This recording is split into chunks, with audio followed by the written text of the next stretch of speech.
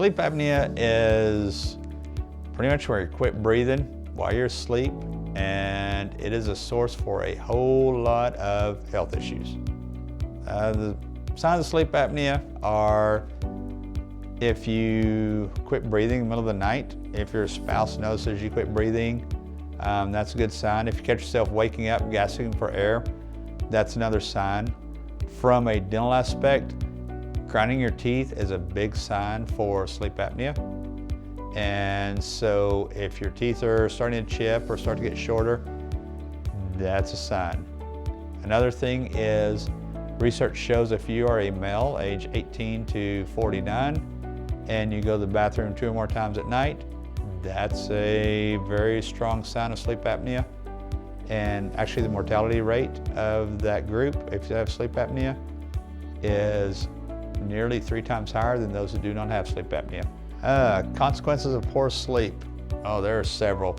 Main ones, poor health, just feeling yucky. It can lead to heart issues, diabetes, weight gain.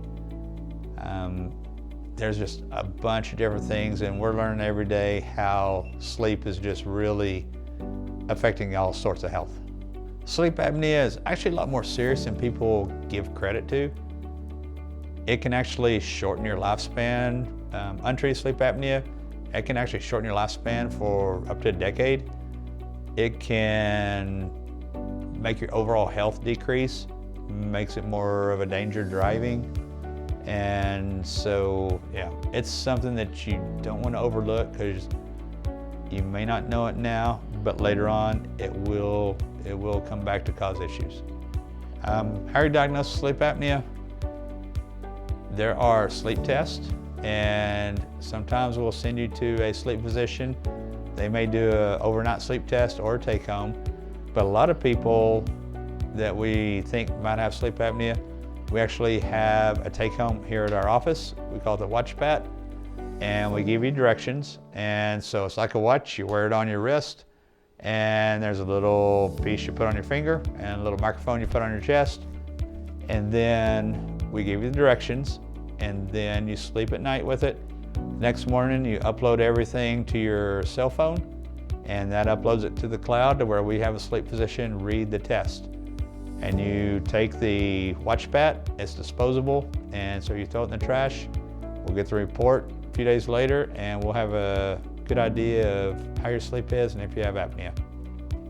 There are different ways to treat sleep apnea. Of course, one of them is a CPAP. It's a great option, the gold standard. That is something that everybody hears about. And so that's one option. A second option is a dental appliance. And what the appliance does, it brings your lower jaw forward. As it brings your jaw forward, it actually opens up your airway. Now there's a third option that a lot of people have not heard about, but it's oral myofunctional therapy. We have a therapist in our office, and there are exercises that you can do. It actually tones the muscles in your face and your throat and tightens everything up.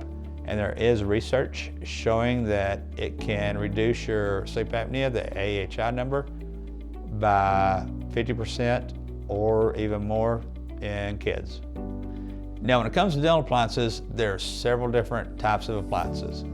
Now, it depends on how bad your sleep apnea is, what your condition of your dental health is, if you're missing teeth, if you have all your teeth. So the ones that we use used to be called the Micro 2. We use Prosomnus. There are others that we use, but we like to have some range of motion, let you have a little freedom. We don't want to lock your jaw in too much. And so they're actually 2 separate pieces, but they actually bring your lower jaw forward like this, and we're able to titrate how far forward we bring your jaw over time. That way there's more comfort and it's easier for people to sleep in.